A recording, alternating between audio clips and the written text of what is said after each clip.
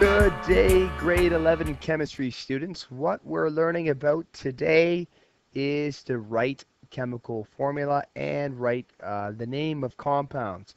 So our learning goal today really is to be able to do just binary compounds. That's what we're focusing on. The first lesson, there'll be several others to follow where we focus on polyatomic, something called multivalent. What we learn about the method that we use is called the IUPAC method, and the IUPAC method is the International Union of Pure and Applied Chemistry Nomenclature. So let's get started on naming binary compounds. I want you to think quickly. What are the what are the two main types of compounds that we know? You should think covalent and ionic. You should also know that when we take a look at ionic compounds, it actually breaks into three groups: binary, multivalent, and polyatomic. That's what you learned in grade 10. We also know something called covalent. So let's go ahead and focus on binary. Let's start by how to write formula. Well, our first step, it says, when you have to write formula, it says write symbols and balance the charge. Let's do that in an example now. Okay, so what we're going to do is we're going to write formulas for binary ionic compounds, and the steps that we have are write symbols and balance the charge. So what we're going to do is we have an example of lithium oxide. We are going to go to the periodic table. We're going to look up the symbols for lithium and oxide, and we're going to figure out the charges, and we're going to balance them. So let's look at our periodic table. So we look at the periodic table, and we find lithium. Lithium is in group 1. That means it has a 1 plus charge.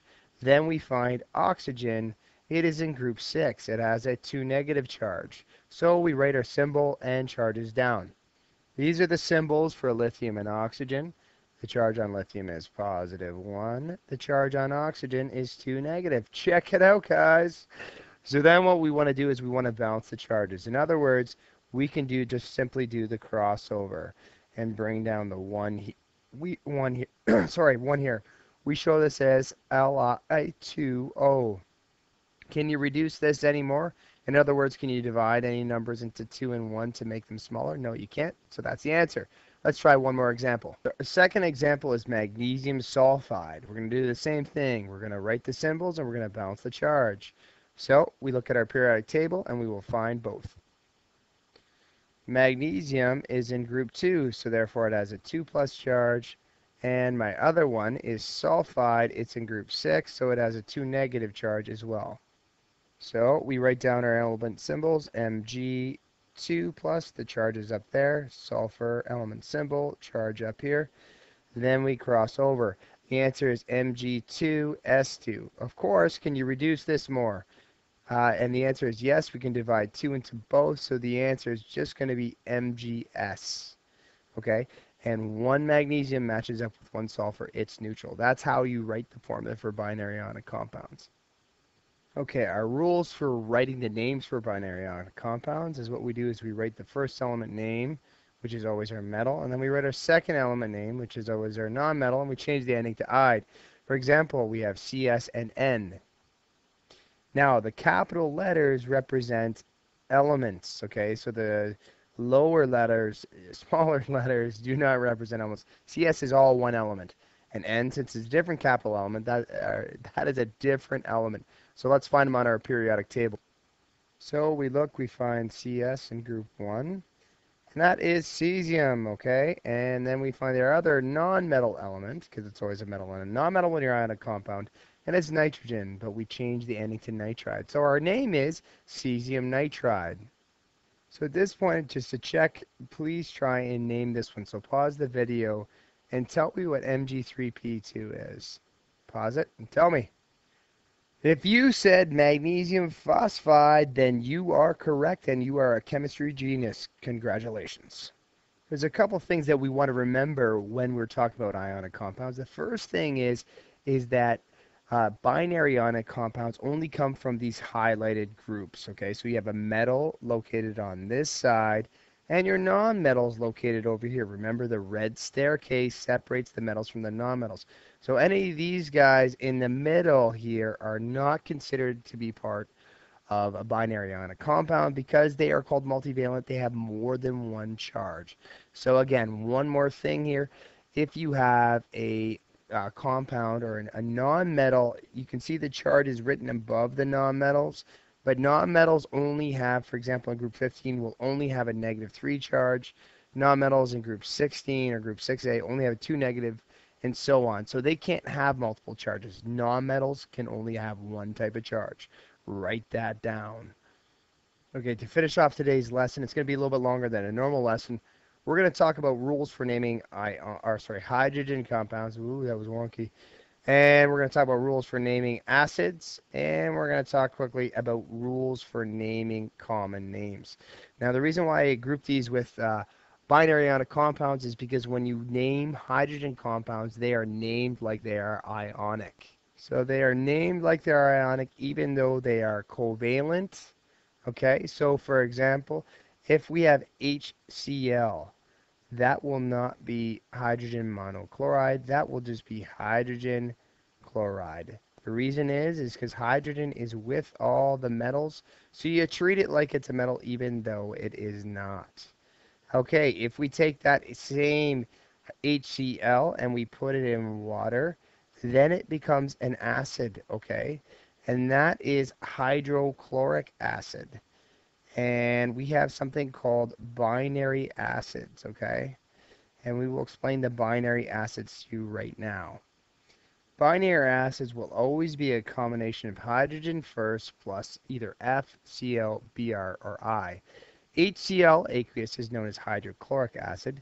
HF is known as hydrofluoric. HBr is hydrobromic. And HI is hydroiodic.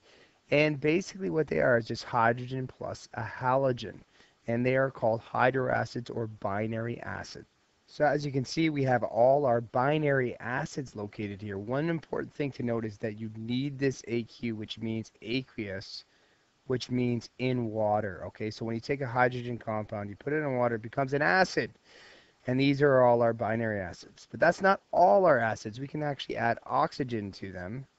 Like HCl, you add oxygen to, you add 3 oxygens to it, and you get an oxyacid. Or you add 2 oxygens to it, and you get another acid as well. Let me show you where you need to look. You need to look at the back of the periodic table to name these ones. So you can see that I've highlighted the main oxyacids that exist there. Remember our example was HClO3, which is this one right here. I hope you can see it. It's chloric acid. So we found chloric acid right there, but remember we also had HClO2. To find the name of HClO2, that has one less oxygen. So what you do is we're going to look at this group right here. And you can see that you have HClO3, which we know is chloric acid. But if you remove one of the oxygens, you actually go to us. If you take a look here. So this would be HClO2 is actually chlorous acid. If it was HClO, it would be hypochlorous acid. If I added an oxygen and it was HClO4 aqueous, it would be perchloric acid. We'll go over some examples some more if you didn't quite understand that, but let's name those acids now. So lastly, you can see we've named them. We have our oxyacids, which are on the back of the periodic table. Remember to look there if it has an oxygen and a hydrogen in the front. Remember to check for the aqueous as well. Lastly, we're going to talk about common names. I'm going to write them down. You should write them down as well, and you should remember them. These are the main ones that you have to remember: methane, hydrogen peroxide, and ammonia. And lastly, in today's video, we're going to talk about the diatomic elements on the periodic table. And I'll just list them off that you need to remember.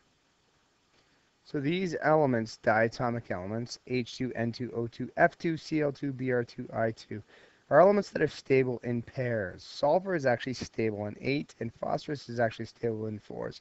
And what you want to do is just highlight this on your own periodic table so you remember it. So on the periodic table, our diatomic elements are located here. Nitrogen to fluorine down, so it looks like a 7 or an upside down hockey stick and a puck. Take a look at that. We also have to remember that phosphorus likes to be in 4 and sulfur likes to be in 8. So just keep that in mind for future reference, and that's it.